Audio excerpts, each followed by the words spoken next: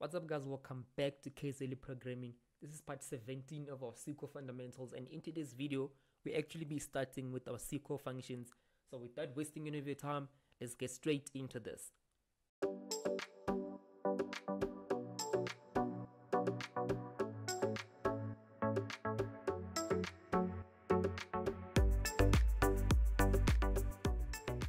So SQL is more than just storing and retrieving data. So SQL actually gives you the ability to work or to compute your data in a way that you want. So it gives you what we call functions. Well, inbuilt function. Well, I say inbuilt function because there's two types of functions when it comes to SQL. There's what we call inbuilt functions, and these are the functions that the SQL platform or the SQL server actually give us to work with. And they are what we call user-defined functions. The user-defined functions are functions that you as the end user or you as the programmer, you write to cater your need at the specific time in moment. So let's say maybe you wanted to compute your data or to perform a specific task on your data, and SQL does not offer you that functionality. So this is where user-defined function comes in. You can actually write your own function to cater your need at that moment in time. So what exactly are functions? So functions are nothing but a piece of code that is designed to carry out a specific task. So let's just say you have the output that you see here, and you want to check if a specific mark is actually greater than, let's say, 50. So what you could do is you could write a function that actually takes in the mark and checks if that mark is actually greater than 50 and gives you the output or the result from that function. So a function, like I said, it's nothing but a piece of code that it's designed for carrying out a specific task. And because of different data types that we have in SQL, we have different functions that are associated with different types of data. So we have a function that are associated with string data types, we have functions that are associated with numeric data types, and we have functions that are associated with the date data types. So when it comes to string data types, we have functions such as your concat, your data length, your len, difference, format, lower, upper, replace, substring, trim, and so on and so on. And then when it comes to numeric, you have functions such as your AVG for average, you have ceiling, floor, count, max, mean, PI for pi, you have power, SQRT for square root, sum, and so on and so on. And then for date functions, you have functions such as your date add, your date div, date name, date part, day, get date. And then we have some of the functions that we regard as more advanced functions. These are functions such as your cast, convert, is null, is numeric. And we're actually going to go through all these functions video by video. But in today's video, we're actually going to be focusing on one of the most commonly used, or one of the functions that you are more likely to learn first. And those functions are the min and the max function. So the min and the max function are mostly used with int data type to give you the lowest or the highest value in your data set. So you still can use these two with data type of string, I believe. But if you do that, it will just give you, it will just go through and order your output in ascending. And if you use min, it will give you the first value when it's ascending. And if you use max, I believe it will give you the last value. So the min and the max are mostly used with data type of int to give you the lowest or the highest. The min gives you the lowest and the max gives you the highest value in your data set. So for an example, we can do something like this. So we could say select. Let me just say I want to specify my table first so it makes it easy for me to specify the columns. So now let's say min. And just like functions or methods, it depends on who you're talking to. In other languages such as your C#, your Java, your Python, when you call a function or when you call a method, you have to specify the name of the function that you're calling, and then you specify the brackets, and inside the brackets, it's where you give or you put in the parameter that the function takes. So in this case, the min, it's our function name, and inside this bracket, we're actually going to give the column that we want to work with. So in this case, we want to work with the mark column here. So I'm actually going to say mark in there, And now what I expect from this code, if I execute this, I expect this to give me the lowest mark from the data set that we have here from this mark column. So if I just look this by eye, I can actually see that the lowest mark from this table is actually 45.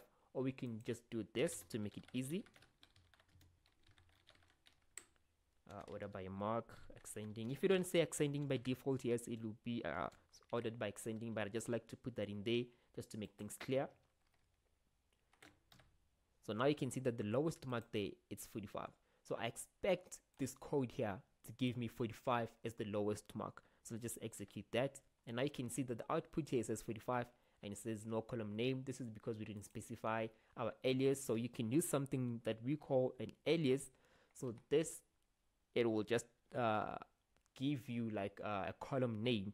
So let's just say this is the lowest mark.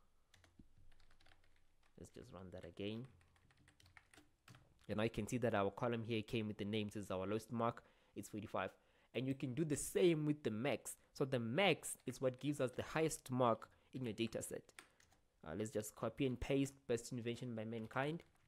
So here instead of min, just say max. This is the name of the function. You can actually write it in lowercase or uppercase. It's up to you. But I just like to write my stuff in uppercases, especially SQL keywords. So let's just say max mark. So here it's no longer the lowest mark, it's the highest mark. So let's say highest mark. And now if we execute this from here, we actually saw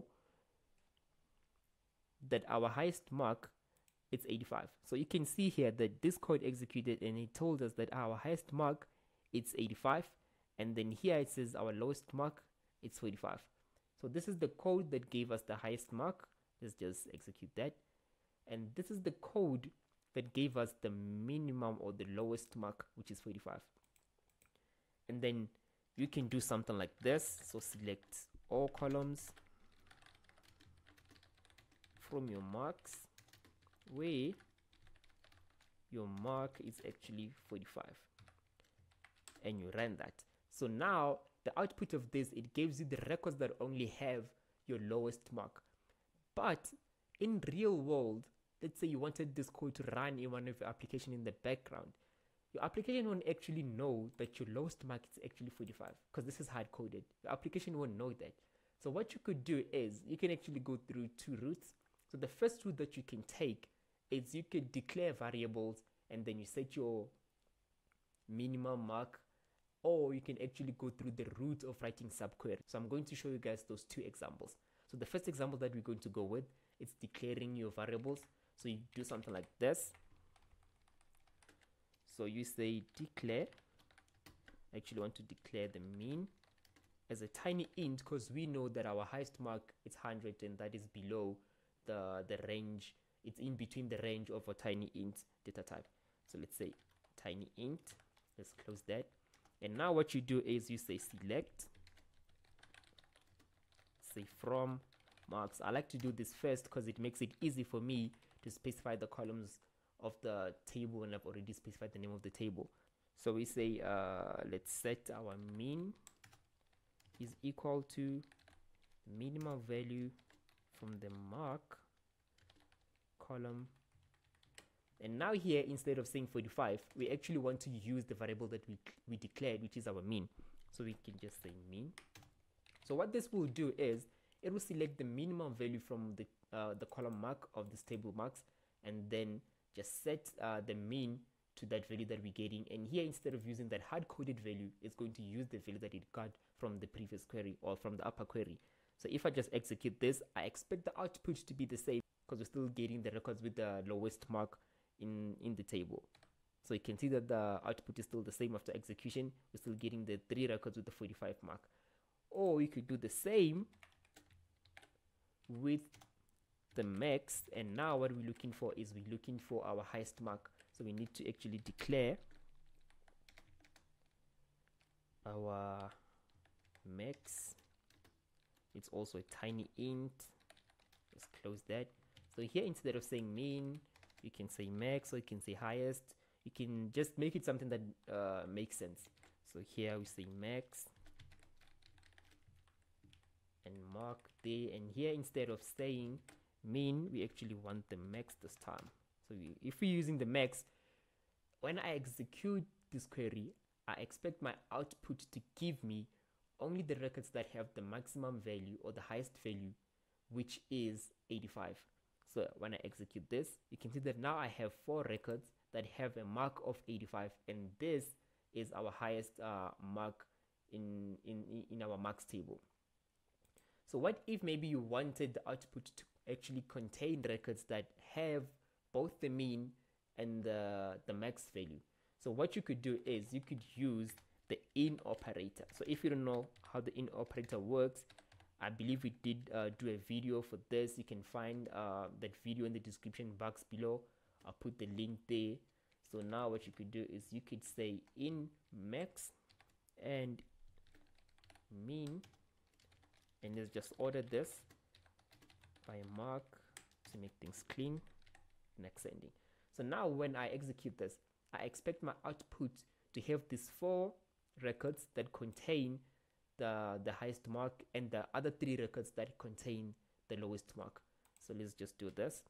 So now you can see that we have these 3 records that have 45 as the lowest mark, and these 4 records that have 85 as our highest mark.